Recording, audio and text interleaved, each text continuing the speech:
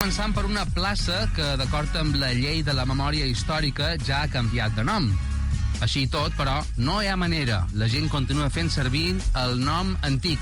Estan parlant de la plaça Teniente Coronel Franco, prop del carrer dels Reis Catòlics, que des de maig de 2008, com comentaves Toni Gené, benvolgut novament, hola, es diu plaça Miquel Dols. Dols, sí, però abans de parlar de Miquel Dols, direm que l'antiga plaça Teniente Coronel Franco agafa el nom no del dictador, sinó del seu germà petit, que anomia Ramon Franco, i va ser l'autèntica ovella negra de la família. Sí, per què? Sí, perquè ell, de fet, va ser conegut com el germà rebel del dictador i en un primer moment va ser republicà. Però després se va passar en el bàndol nacional i ja estant sota les ordres del seu germà, en Ramon, va ser destinat a Mallorca i de fet està enterrat aquí en el cementeri de Palma. Jo he de dir que estic molt sorpresa. Està sorpresa la presidenta. Sí, sí. Que tinguem aquí un Franco enterrat. Estic molt sorpresa, de Pacres. El tenim aquí. Abans que esclatàs la Guerra Civil, Ramon Franco era tot un heroi nacional. Dia 10 de febrer del 1926, quan ell tenia 30 anys, se va fer famós perquè va ser el líder, el capità del Plus Ultra, que era el primer avió de la història que va travessar l'Atlàntic Sud. Mira per on. Havia partit 20 dies abans de Huelva, direcció a l'Argentina, i el seu objectiu era repetir la gesta per aire que havia fet segles enrere en Cristòfol Colom per via marítima. Sí, perdó, en Franco aquí ha sido. Ho tenia ben posats, no, Toni? Sí, perquè... Sí. M'ha agradat fer un tu i jo en aquest. Clar, va arribar. Sí, va arribar. No va fer la travessia. La va fer, va arribar a Sa i Estalvi. I què va passar? Tothom aclamava en Ramon Franco i el seu germà, en Francisco Franco, lògicament estava gelós perquè aleshores havia passat desapercebuda la gran notícia que ell, Francisco Franco, amb 33 anys s'havia convertit en el general més jove d'Europa. Ai, per favor, m'encanta aquest duel entre germans. Lluita d'egos. Sí, senyor. Sí. Però sí que és benvolgut cartònim. Sí. Però bé, com passa sempre, aviat d'heroi va passar a brètol, no? Va caure en desgràcia en Ramon Franco perquè no se va acabar d'entendre en les forces aèries espanyoles, va ser expulsat del cos i, com a venjança, Ramon Franco se va fer simpatitzant de l'esquerra i fins i tot va intervenir en conspiracions per derrocar la dictadura de Miguel Primo de Rivera i del monarca Alfons XIII. Les venjances i les lluites entre germans fins on poden arribar. I, Toni, el 1936, què va fer en Ramon Franco? Bé. Quan va veure que darrere el cop d'estat hi havia justament el seu germà. Ell creia que jo no triomfaria, però se va equivocar. Finalment, sembla que en Francisco va convèncer en Ramon perquè se passàs en el bàndol nacional i aleshores va venir... Clar, perquè si no hagués mort. Sí, i tant. Era bo de convèncer. I de fet va venir destinat aquí a la comandància de la base aèria de les Balears que estava en el port de Pollença. On era Jorge Campos i el seu círculo balear? On estaves, Jorge? Estaves de parranda? No hi era. No hi podia ser mai en aquella època. És que ara és més interessant. Sí, Vam passar Esteban. per Pollença. Jo me'n recordo, jo tinc unes fotografies dels meus avis Sí, perquè no te pots recordar mai, tu. representen els ports de Pollença amb aquells avions que van arribar. A més, eren hidroavions. I no estaven patrocinats per Louis Vuitton. No, en absolut. En absolut. En absolut, i tampoc hi veiem massatges europeus. No. Bé, i de Pollença seria la darrera destinació de Ramon Franco perquè allà en el port de Pollença va morir un 28 d'octubre del 1938, o sigui fa 77 anys. Ai, és tan jove. Ell tenia 42 anys, de fet, sí. I diuen que se dirigia a València amb l'objectiu de llançar bombes allà, a la ciutat. Ah, sí, no anava a fer una exhibició de les seves, no? I clar, Va anar bé, si va morir ell, no? La versió oficial diu que hi va haver boira i que l'avió se va estavellar. Clar. La versió no oficial que va circular, però sembla que és un rumor, hauria estat que Ramon Franco va morir perquè el seu germà Francisco, gelós, havia ordenat sabotejar l'avió, però això era un rumor que va circular i sembla que els historiadors diuen que va ser un accident, simplement. españoles. Franco ha muerto. Bueno, Franco ha muerto en aquest cas era el seu germà. Toni, novament trobant connexions entre Mallorca i esdeveniments cabdals de la nostra història, tu creus que la guerra civil i les tropes de Franco avançant per la península tenen un engendre en aquesta enveja que tenia el seu germà, que finalment va acabar a Mallorca? Va ser una lluita fratricida, no? Sí. Sembla que Francisco Franco estava com complexat, no? I bé, no podia consentir que el seu germà hagués estat heroi del plus ultra, no? Bé, ara en qualsevol cas, la plaça que tenia el nom de Ramon Franco, a Palma, Sion, tu ets d'aquell que sempre que va per allà diu no, anem a la plaça Teniente Coronel Franco. Teniente Coronel. Sí, ara no. Ara, para atenció, i també a Francisc, que no sé si és per aquí. No, Francisc ja se'n cuina. I del que escoltin bé, perquè ara... Francisc, posa la ràdio. Bé, i ara aquesta plaça té un nom d'un perfil totalment diferent, Miquel Dols.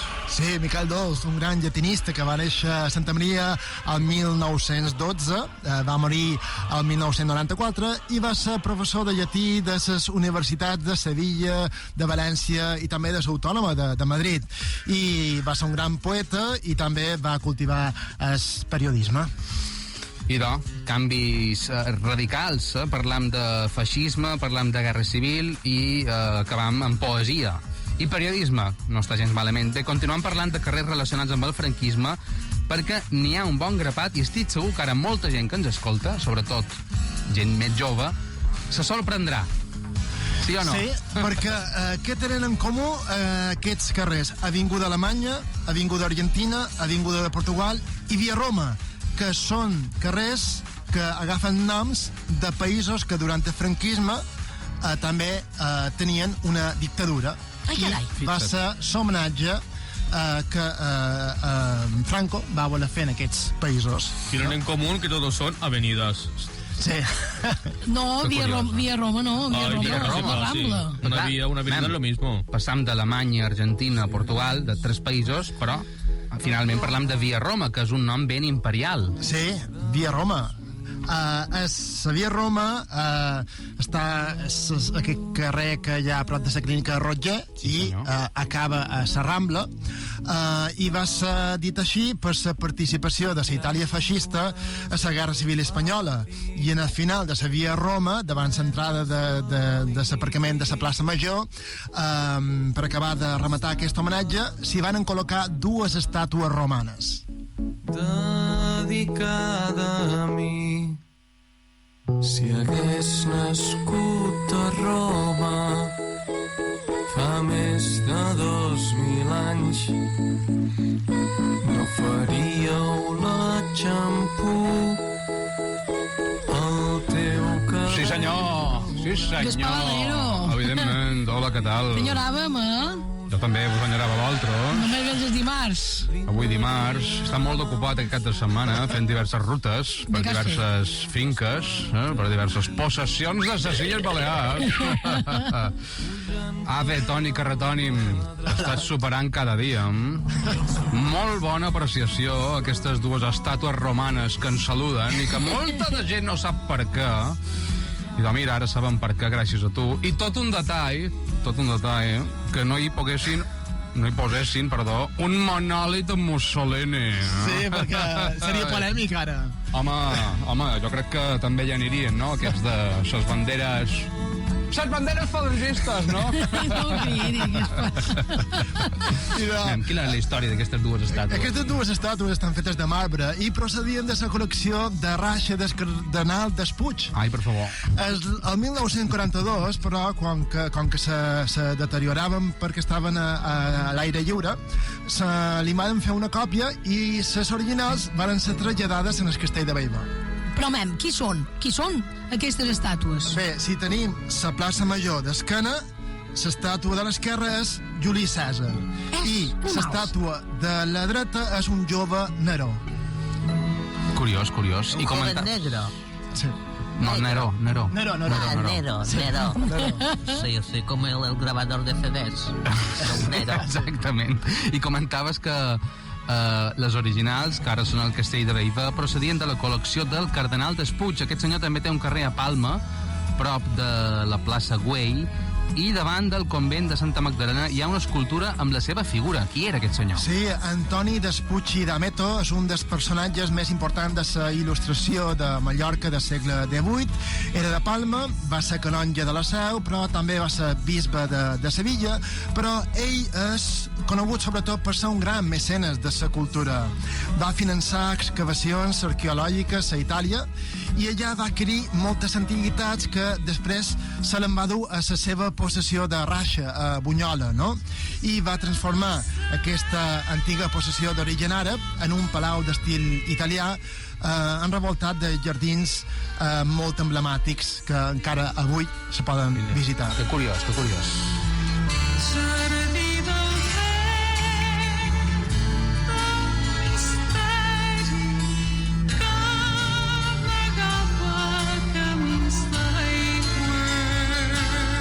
Precisament ara escoltam les veus de Raixa, la cançó de Maria del Mar Bonet, que va cantar, finalment, va poder cantar en directe a la possessió fa uns anys. Senyor Matas, és president. Estava escoltant això i és que gràcies a jo, els mallorquins poden gaudir d'aquesta possessió.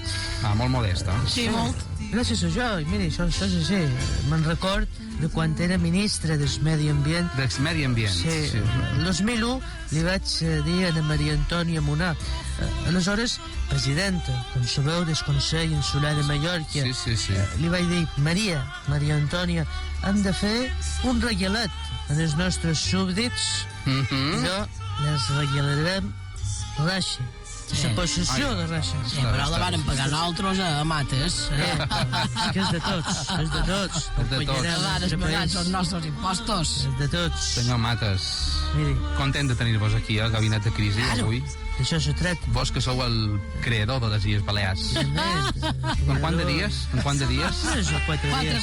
4 dies, vull dir, 4 adjudicacions. Si comptam la Dragonera serien 3 o 4 dies. Sí, i vos vareu quedar, vull dir, no vareu acabar l'obra, vull dir, va faltar l'òpera, no està acabada, van faltar altres coses. Ja després se continuarà fent. Bé, anem a fer una petita pausa, senyor Matas. A Gabinet de Crisi i Beta Ràdio, una ràdio que vostè també va crear. Jo vaig crear, vostès tenen feina. Gràcies a vostè. Sí, gràcies, Ara hi ha la platja aquí de fora. I en tornar anirem cap a Eivissa, la Eivissa Fenícia, i farem una pinzellada també a Menorca. Són les 3:43. Un vot a Eivissa per parlar del seu passat fenici, ho dèiem abans. Un dels seus carrers principals es diu Via Púnica. Sí, Via Púnica. D'aquí tenies la paraula fenici, i púnic ve del grec, i en grec vol dir vermell, concretament porpra. Què dius? I feia referència a un color que s'extreia d'un mol·lusc abundant a les costes del Pròxim Orient i se va convertir en sinònim de polència. De fet, és el color dels cardenals, no? Que són molt opulents, ¿no? Bolinus brandaris era el nombre científico. Mira, això no ho sabia. Incluso ustedes cuando tienen un golpe lo dicen un cardenal. Sí. Que también es el postre de Lloseta. De color porpra, no? No es púrpura, es blanco. El postre. No, parlaven d'escop. Del cardenal. Sí. Bé, diuen que els fenicis van rebre aquest nom de porpra perquè pintaven les seves naus amb aquest color, no? I gràcies a la seva en el seu domini de la Mediterrània varen arribar fins a les nostres costes. I varen arribar fins a Eivissa. Fins a Eivissa. Van anar, de fet, primer se varen establir a Cartago, a Tunísia, i arribaren aquí en el segle VII i varen aconseguir reembatzar fins a les Pitiuses, perquè a Mallorca i a Menorca ho tenien difícil perquè els foners no aturaven de pegar-los pedrades. Tornaven els foners, és que aquests foners eren pitjors que els pelotaris. Tenien molt de perill, Allí con la onda. Sí, s'haurien d'haver enfrontat en els hooligans aquest de Punta Ballena, que ho és passat. De fet, sempre se fa aquesta diferència, no? Mallorca, Menorca de cultura talaiòtica i les Pitiuses de cultura fenícia. Se van establir el 654 abans de Crist a l'actual ciutat d'Eivissa, que rebia el nom de Ibusim. Ibusim. En honor en el déu Bes, Déu bé. Ves de Besana. No, Besana no ve d'aquí, però el déu Bes a la cultura fenícia era el déu de la festa. Com en Dionís a la cultura grega. Aposta ja sabem per què Eivissa és la meca de la festa, no? Clar que sí. Tot ve d'aquí, del déu Bes, no? Púnics. I bé, el déu Bes se representa com un nan robut, de forma, amb un gran falus, a vegades, i traient sa llengua. Com un dimoniot. Un dimoniot, sí. La llengua? Però un dels altres símbols d'Eivissa o de l'Eivissa fenícia és la de Zatanit. Que Eivissa crec que també té un carrer dedicat. També té un altre carrer. Ella era la deessa protectora de Cartago, se la va identificar amb una altra divinitat fenícia, Astarte, que alhora era associada amb Venus romana, que era la deessa de l'amor. Per tant, tenim dos símbols de la festa i de la sexualitat a Eivissa, no? Bes i Tanit. No és raro que passi el que passa, ja l'han dit. Bé, tal avui sí que acabarem a Menorca, sí que anàvem a Menorca. Escoltava Menorca, la meva villa. Bé, perquè a Ciutadella... Ara va de bo. Ara va de bo, vinga. Trobam a Ciutadella al carrer Marino Benejam, prop del Museu Municipal. Sí, estem parlant del menorquí que creà la tira de dibuixos més populars de la famosa revista TVO, La família Ulisses. Què ens dius, mi nostre? Sí, Què ens dius? la Per què t'ho has sentit, això, amiga nostra? Ho he escoltat, això. I que no te'n recordes quan érem petites? Què fèiem tu i jo amb aquesta revista? No, les nostres filles. Sí? Ho compraven cada setmana. Sempre la llegíem. Jo la llegíem, aquest això de Nina sempre me'n recorda. Va, aquí I les tenim enquadernades totes. Totes guardades. Que TV número. Què vol dir això ara que no l'han dit d'este meu? Vinga, conta. Marí Benejam i Ferrer va néixer a Ciutadella al 1890 i va morir a Barcelona al 1975. Ja de petit se'n va anar a viure a Barcelona i allà se va convertir en un dels dibuixants de còmics més importants de la postguerra. Perquè després diguin tal avui que a Menorca no se té sentit de l'humor. Ai, molt, aquest. No, el que passa que tenia un model de família que ja no s'usa ara. No, perquè la família Ulisses se va publicar per primera vegada el 1944 i era un retrat satíric d'una família espanyola de classe mitjana, del franquisme. Era un retrat satíric, no?, d'aquella família. Era un matrimoni de mitjana edat, amb 3 fills, predina i un ca. Una cosa molt formal. I amb això intentava... Hipoteca no. Encara no hi érem. No hi havia esparaderia, tampoc. Era un poc de família de Cuéntame, Sí, aquesta estructura. S'embrió en forma de còmic de Cuéntame. Molt bé, Toni, fins aquí el carretònim d'aquesta setmana.